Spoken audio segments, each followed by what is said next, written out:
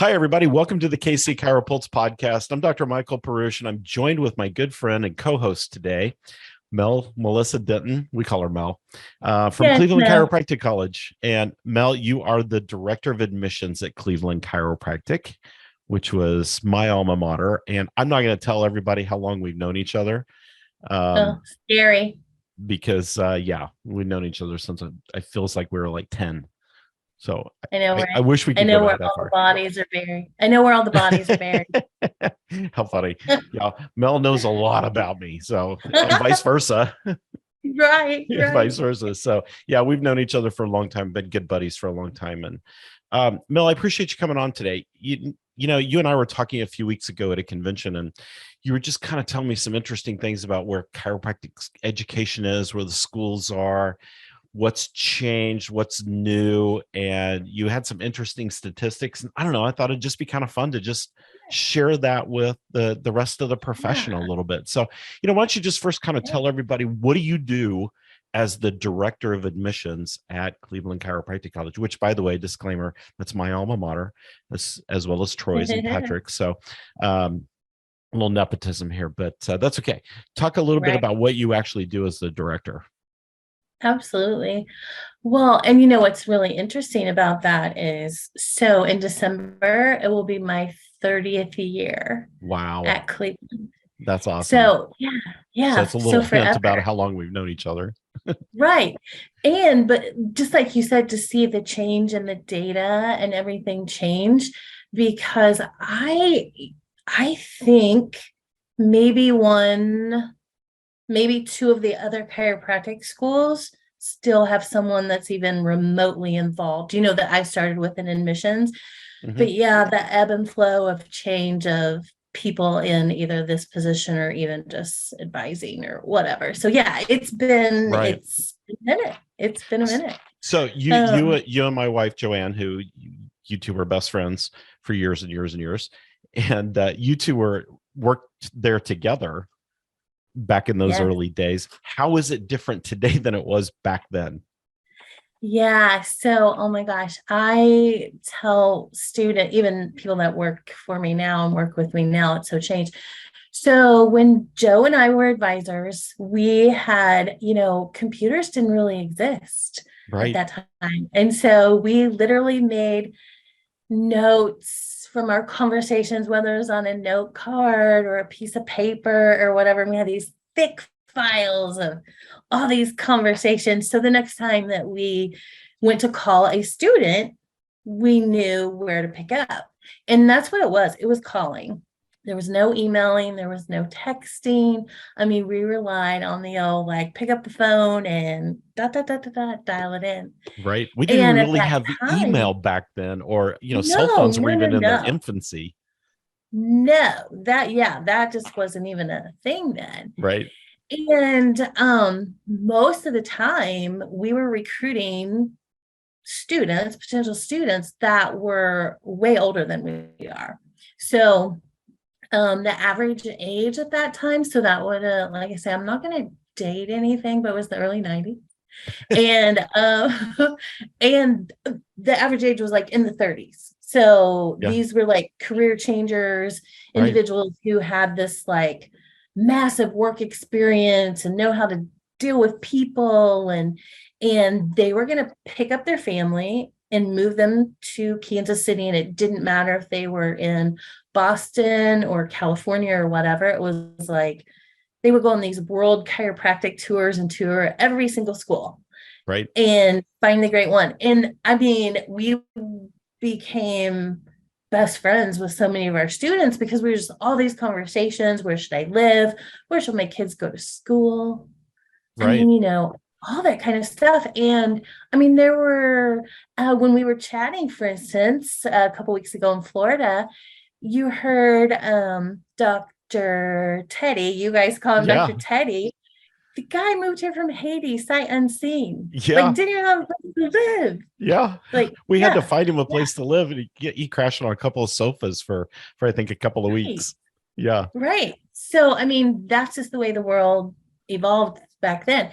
Okay, then came email, and then we have computers, and then we have all these elaborate, beautiful systems that track every single thing that we do, which is great. However, now we're talking to a student who has basically the average age is 24 to 26 when they enroll, but you're communicating most often with someone who's 18, 20, because they're thinking about chiropractic. So these are individuals who have limited job experience. Some of them have never had a job. We have students who have taken all college credits online, never sat in a classroom. Interesting. No people skills. Yeah, limited people skills. Interesting. They also they come typically from, we still have students that enroll at Cleveland that come from, various parts of the country, but most of the time those are referrals from legacies or individuals like you guys, alums that say, From alums. You want a great chiropractic school, go to Cleveland. But otherwise, these are individuals who are so tied to their family unit, and they're living with mom and dad still. It's completely different. And so, interesting.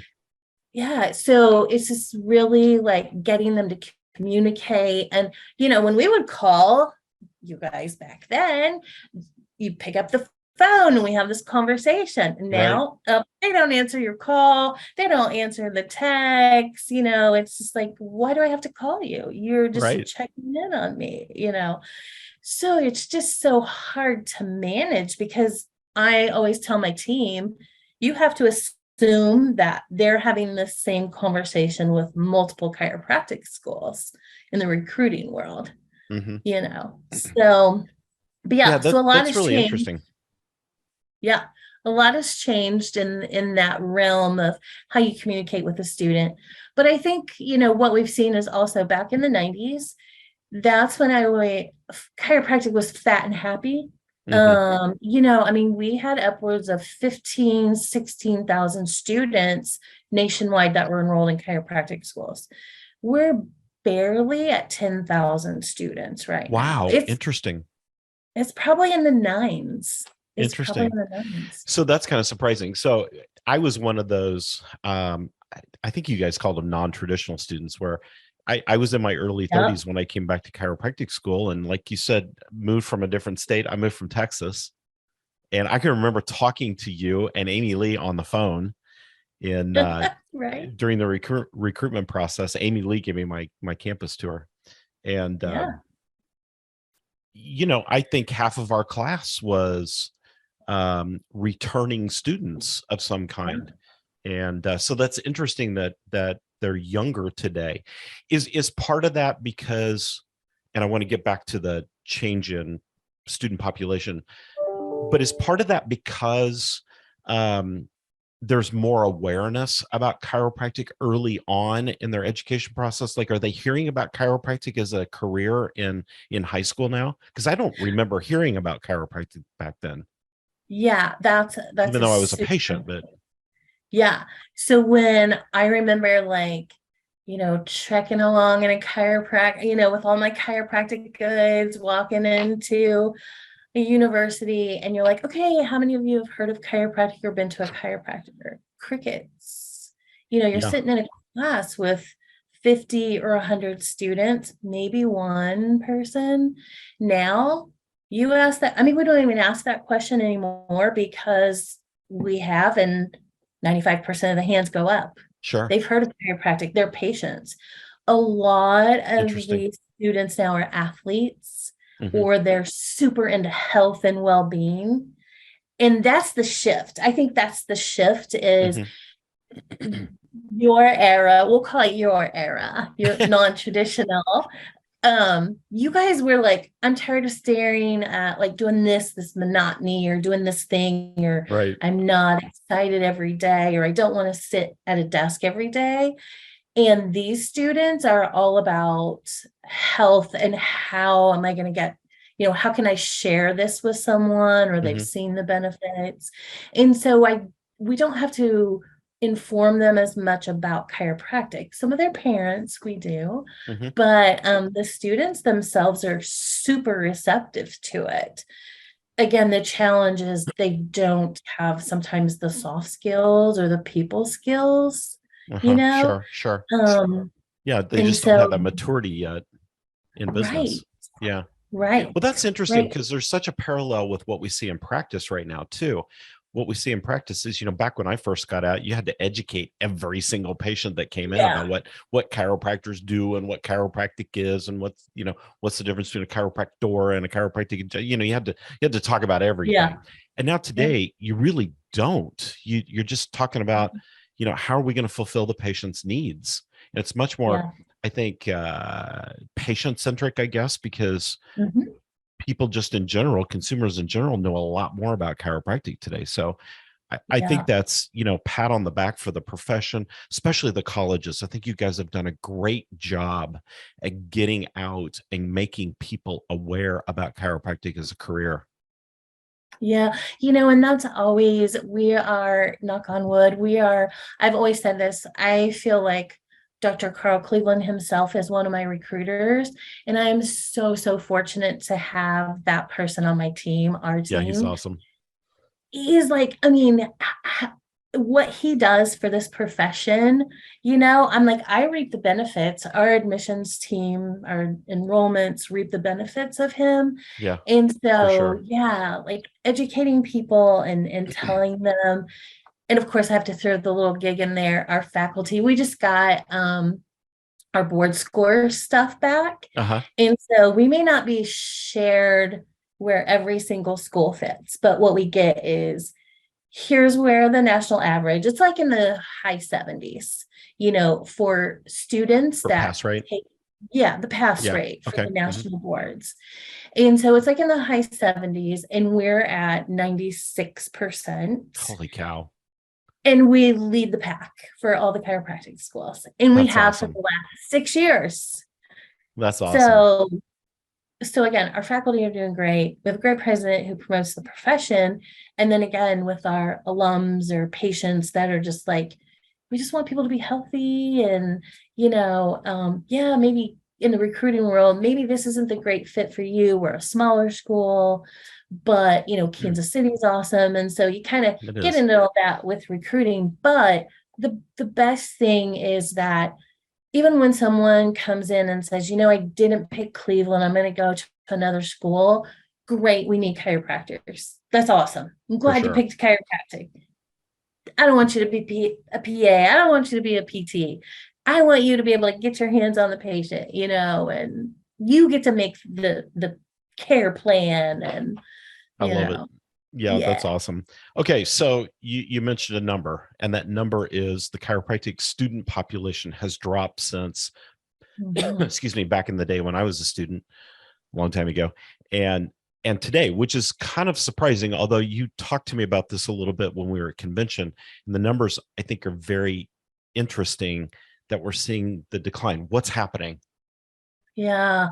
Wow. There's so many things that 2008, 2011, we have a financial crisis. We have 9/11. There for a while, there were international students that it just was impossible for them to Hmm, come to the States for schools. interesting. Students didn't want to leave their parents. Um, you have uh TikTokers. You can be an entrepreneur, you can be a TikToker, you can be a gamer and make 10 grand a year. I mean, there's all this stuff that plays into this. And you're just like, Interesting. it's hard to have a conversation with, a 12-year-old. Literally, I have a 12-year-old in my neighborhood who plays in online gaming tournaments and made 10K last year. Whatever. I'm like, how do I tell him he needs to be a chiropractor and go to school, education? That's What happened if hilarious. it's weird stuff like that. I have a niece Totally. that does that. She makes unbelievable money doing I this stuff. And I'm like, how know. do you do that? How do you do I that? know, I right? wouldn't be a TikToker. I'd be a flip flopper. Oh, right, exactly. But I mean, those are the things that you're just dealing with, all these weird, bizarre things. But so students So like are having, there's hybrid competition out there. yeah, Interesting. super. super. And so there are a lot of, like right now, also there's this big promotion for hands-on, like, I don't know, blue collar, like we don't have enough construction workers. We Sure. don't have enough, this hands-on, and there's The this, trades. Yeah. the trades, and the parents who say, my child is not going to get their hands dirty. My child is going to sit behind a desk and tell people what to do, And it's like, but what about the students? It's these helicopter parents. Yes, I am one. But still, they're like, what about the students? And so there's just all these things that lead into why and how students are finding that path to education. Mhm. And so there's just so many things out there that are just blocking the paths that, and again, going back to, okay, so the financial crisis and all that, there's less high school students here in like 2025, like the population, there's like the number of students that are even finishing high schools is like, I don't know, it's like upwards of 15 to 25% drop. And Wow. so it's crazy. It's just Wow. That's crazy. huge. It's huge. It's A huge. quarter of And the population is finishing high school. That's crazy. right. Like that wasn't even an option. Like, that's what you do. And then you Yeah. get an associate's, a bachelor's, a master's, a doctorate, you move on. And Right. that's just not the way it is. And just to kind of put stuff also in context, when we talk about 9,000 some students in chiropractic schools, so there's about 18 chiropractic schools right now that are accredited. And when I was looking at some of the data, 42% of them have actually shown declines in enrollment. So Wow. you have in the other, whatever number that is, 56-ish, whatever percent, that are showing these increases. So the market for chiropractic is slowly increasing, but we're only seeing that at like 2 and 4, percent each year. And so that little bit of growth is just like, where are all the students? It's really Like slow. Yeah. Interesting. yeah. And so Well, relative to the decline in graduating students from high school, I would say that 2 to 4% is probably pretty good. But it's just interesting that the pool of potential entrance into the schools is just dropping so much. It's fascinating. And I think the other part that this is concerning for me, being in the Midwest, is, okay, we're kind of right in the middle, and there are a swoop of other 4 or 5 other colleges right here in the Midwest. Right. And all of a sudden, we're all pulling from that same pool. So now you decrease the pool even more, it's going to get dirty out there, so it's like, you have to have your ducks in a row, competition. And so we're super fortunate that, again, we have a strong academic program. We have all these wonderful things, that we have, but there's probably some schools that are going to continue to struggle, and pulling people into the Midwest, is challenging too. It's like, if you're from a coast, you typically are you're either going to stay on a coast or you're going to go to another coast. Sure. And so it's going to be really challenging here in about 5-6 years. I never really thought about that, but there's like 7 schools right there in the central United States. I never thought, and they're not that far apart. No, not at all. That's interesting. Well, and I think, when you look at schools, at least I remember doing this, one of the big factors for me was, what is my cost of living going to be like, where each school is. So I won't say which schools I looked at. Obviously I picked Cleveland, but I picked Cleveland in large part because the cost of living compared to other schools that I looked at was so much better in Kansas City. And, of course they had the Chiefs. So, but see, but that's the difference, is that you looked at those things. Now you have a student who still lives with mom and dad. They don't even think about that stuff. Oh, sure. They think about the Chiefs. They think about where can I walk my What dog? can I do? They think about what can I do on the weekends. And so we are fortunate that in Kansas City, we have all those wonderful things to do. And it's a great city. It's an easy city to get in and out of. It is. It's not crowded. Roads are great. You don't have super, super traffic backlogs compared to some other big metropolitan cities. Right. Schools located in a very safe area. Yeah. It's in a super safe area.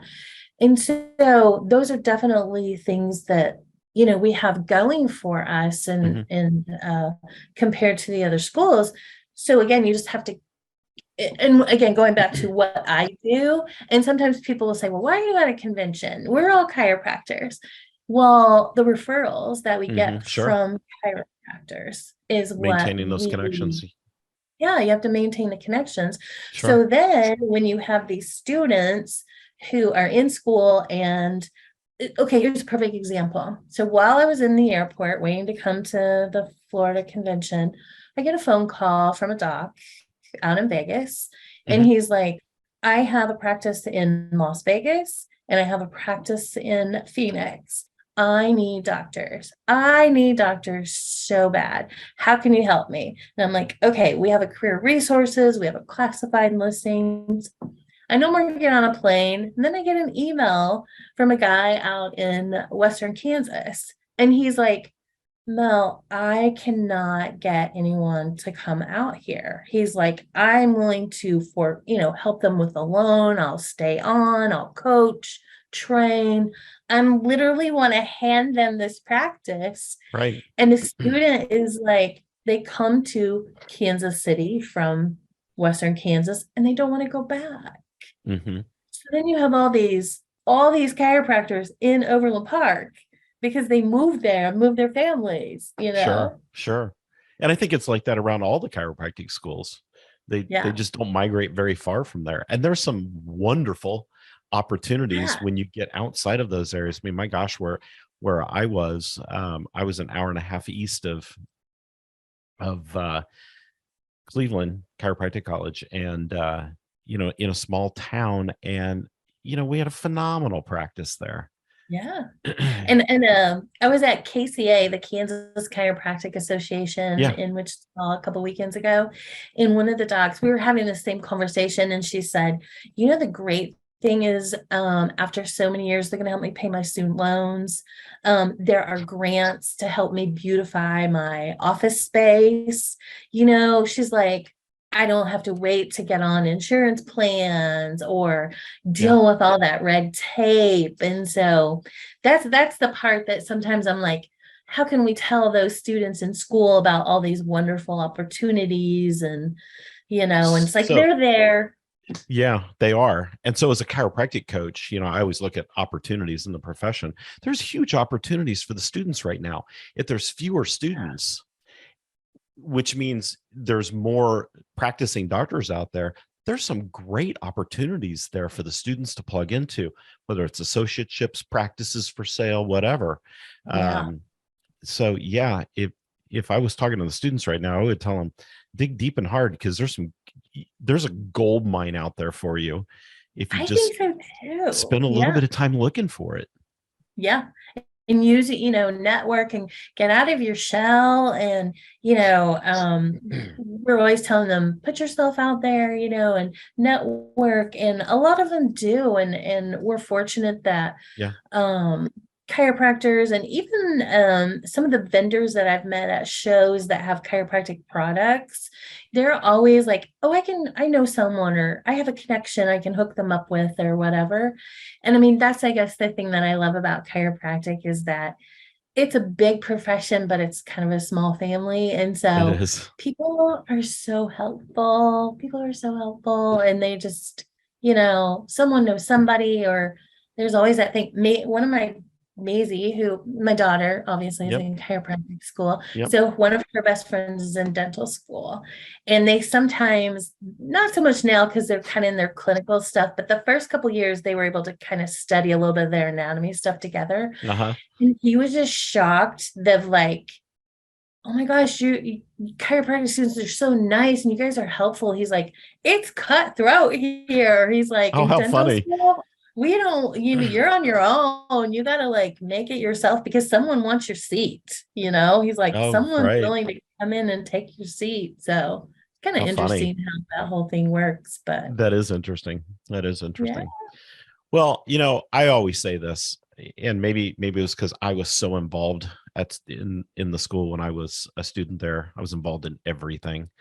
Mhm. Um, You but were. I Yes, was, you were. but it was that networking that I think really helped kind of catapult me into practice and into success. And I don't think that should ever stop. I think doctors need to go back to their alma maters and participate in homecoming and support the colleges. And let's shore these colleges up so we just continue to make the chiropractic profession bigger and better and stronger all the time. I don't think a lot of docs realize how much the schools are they're not just creating new doctors. A lot of the research that we have Yeah. today, the amazing research that we have today is coming out of the colleges.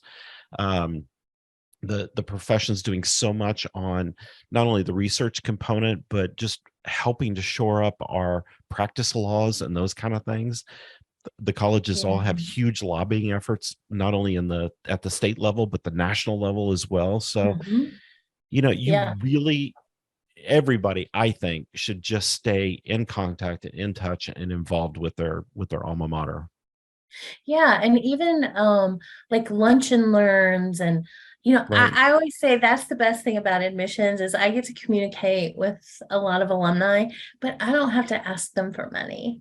I get to ask them for their time or referrals or whatever because just to connect some students and have those conversations about It's what's huge. an LLC or Yeah. no, you don't have to do that now or whatever, like the nitty gritty part of it, like that is priceless to a student. And so again, whether it's coming back and just touring or a lunch and learn or like, hey, I'm going to be around for a while. If anybody wants to come chat, I'll be in the dining hall or something. And I love it. it's like, it's great. Like that's just we have a lot of campus clubs. And so a lot of docs will come in and do like lunch and learns with them or adjusting seminars or, whatever. And it's like, that just stuff is so priceless to them, to hear from somebody who's actually out doing it. And they get really, I mean, I don't know if you remember, but you get really focused on that technical and learning and just that cyclical part of education that you're like, wow, I have to just realize that I'm a great adjuster. Now I need to be a great people person, Right. you know? Yeah. Yeah. Yeah. You got to take the time to connect all the dots. And I Yeah. think with most of the schools, at least what I'm seeing, most of the schools are turning out good adjusters.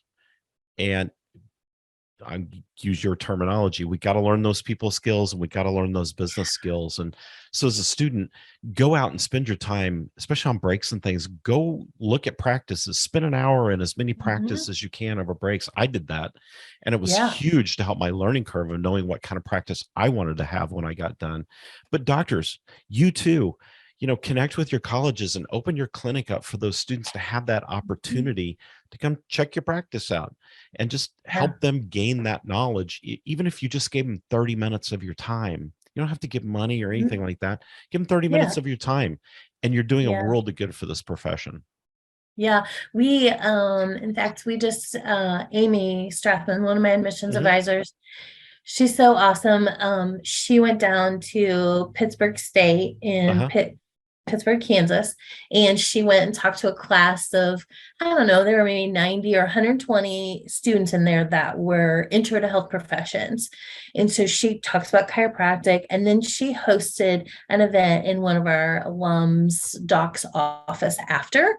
And they went there, and like there were 12 students. Like, this is just like, not even didn't even know Amy. Some of them had, didn't know the doc and just said, hey, at 5:30, she's going to open up a practice and she's just literally going to give an office tour and just ask your questions, show you what an adjustment is, I love talk that. about what she does every day. There's 12 students that showed up. I mean, just random, just like, oh my gosh, this is great. Yeah, I want to see this.